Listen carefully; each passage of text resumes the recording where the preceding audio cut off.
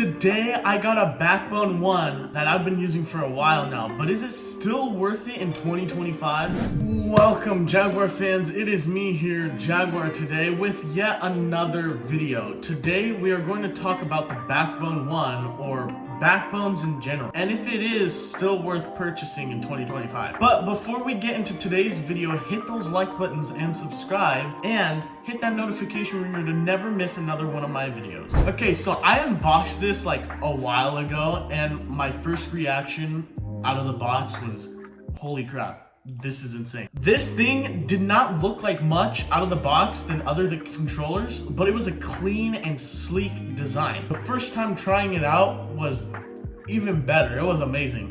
It was smooth, it was responsive and tactile, and I enjoyed it.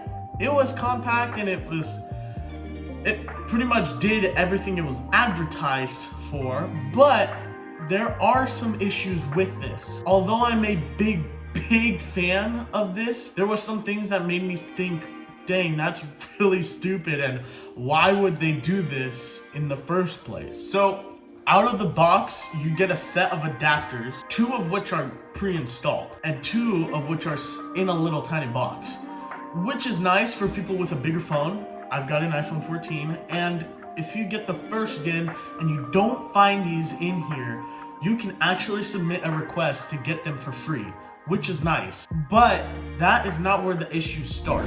So one of the first things that I noticed was phone compatibility issues. I have an iPhone 14 Plus, which is pretty nice to use on this thing, and every time I played it, I had to strip my phone naked, okay?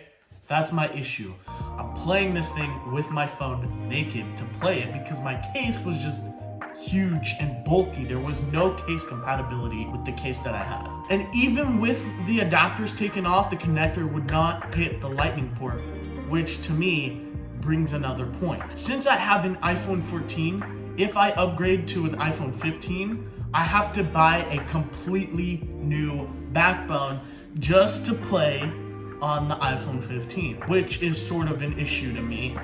But if you are a normal person and don't impulse pre-order iPhones every year when they come out, this isn't really much of an issue. Just an obstacle you need to keep in mind in the future.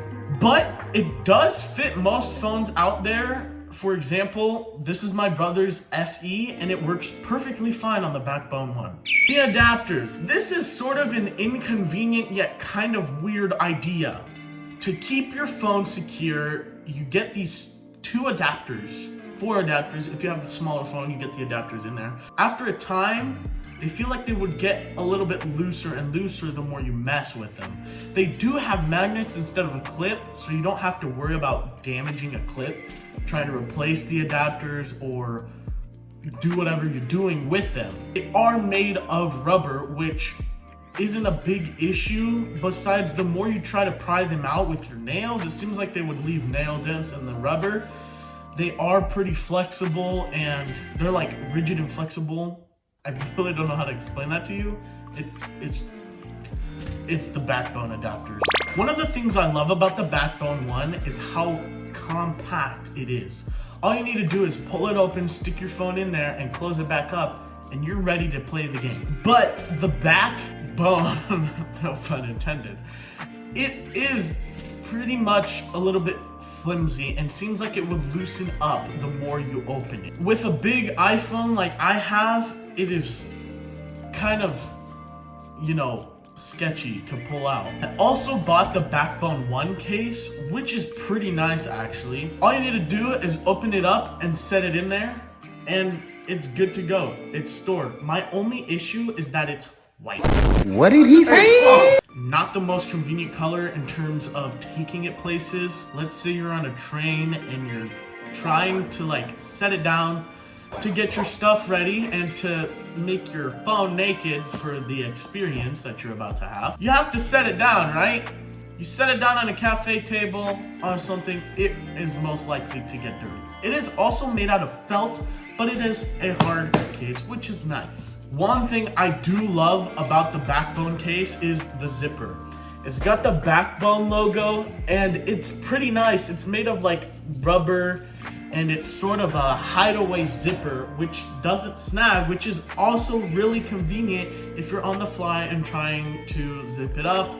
You're on a flight and they're like, hey, we're turning around. It protects your backbone from the harsh asphalt and the elements trying to desperately take a nibble out of your backbone. You can also fit a pair of wired earbuds in here along with your backbone, which is pretty nice. If you have a pair of battle buds or something in that sort, it is really, really convenient. The power in this is disgusting. This marvelous man-made contraption is powered by your phone itself. So not only is your game that you're playing is using the battery, so is your backbone. So it features a lightning port or a USB-C charging port, which lets you charge your phone on the fly without taking the whole backbone off, which is convenient, which gives you loads of game time.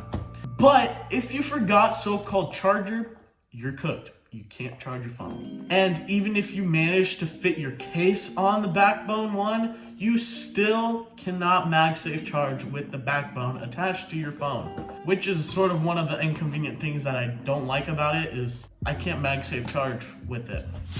Another thing is the app. To be able to use it, you need to download it on your mobile device, which doesn't take up that much space and is initially free. But without the subscription, you can't cloud game, and pretty much all you do is relaunch it from the app. You can only remap it, you can recalibrate your stuff. There isn't really much you can do with the Backbone app besides that. And because I don't pay the subscription, I can't really cloud game on Xbox, and I'm not really cloud gaming anyway. And with other things, like even if you have the Backbone, the regular one, the black one for the Xbox, you have to have a Game Pass subscription just to cloud game. So you have to have an Xbox Game Pass subscription and a Backbone subscription to be able to play and cloud game from your phone. And one other thing is you can use this as a regular controller on your computer, but without the subscription you can't, which actually boggles me because it's an untrackable device. I mean, it's a controller for crying out loud. And if you do get the subscription, you get some benefits like gear discounts, cloud gaming features like I stated, and you get other news about games that are coming to the Backbone as well. As much as I love gaming on the go with a handheld, the Backbone 1 is just a little bit too small in my hands. It's not bad, it's not as bad as the Switch Lite, but you still get the picture. After a while, my hands start to fall asleep, which in some cases would be a deal breaker. But there are other options out there. You're not only limited to this, and they actually have a SCUF controller, which looks pretty beefy and big, which wouldn't be an issue for me either.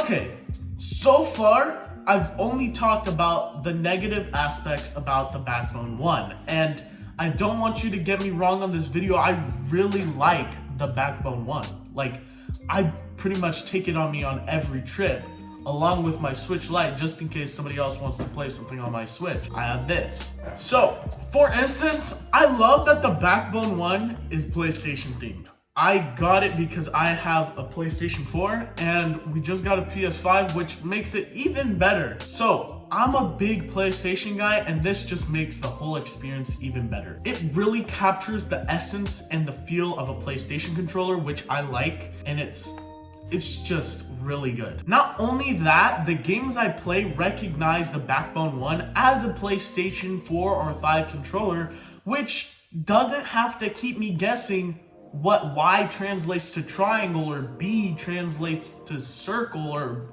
whatever.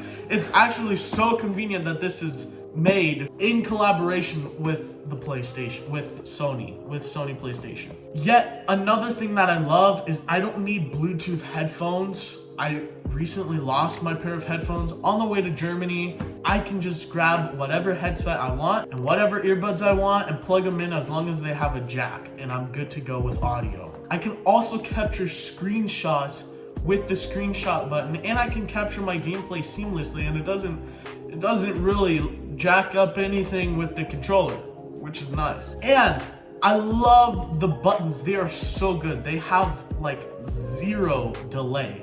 There is no delay whatsoever. There's no lag, there's no nothing with the buttons. I love the case. I can just set my Backbone in here, throw it in my bag, and not have to worry about it jostling around loose and being able to break with other things in my bag. I can literally take my games anywhere. Another thing that is convenient is, yes, I have an Xbox controller and a PS4 controller, but I don't need one of those flimsy plastic phone holders that connect to your controller and leave you with nerd neck. Also, I don't have to set my phone down on my lap in the car and just get nerd neck that way. So, in conclusion, is this the best handheld controller out there? Probably not. There are probably better options out there. But is it a good budget controller for a casual to even the hardcore gamer? Absolutely yes.